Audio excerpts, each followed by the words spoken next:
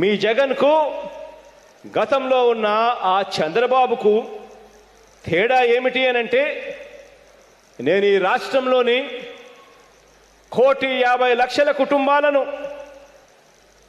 మీ ఇంటికి వచ్చి మీ గడప ముందు నిలుచుని మనందరి ప్రభుత్వంలో ఈ అన్ని పథకాలన్నీ కూడా మీకు అందాయా అని ఏ కుటుంబాన్నైనా కూడా ప్రేమగా ఆప్యాయతగా అడగగలను.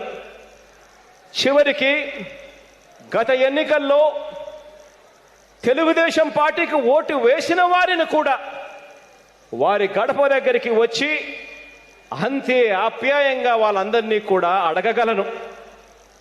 మనందరి ప్రభుత్వంలో మీ అన్న పాలనలో పథకాలు అందితేనే, మీకు మంచి జరిగి ఉంటేనే చంద్రబాబు గారు 5 సంవత్సరాల పాలన కంటే మనందరి ప్రభుత్వంలో మీకు మంచి జరిగిందని మీరు భావిస్తేనే నన్ను ఆశీర్వదించండి, నాకు తోడుగా నిలవండి నిజాయితీగా చిత్తశుద్ధితో అడగగలుగుతా ఉన్నాము. ఈరోజు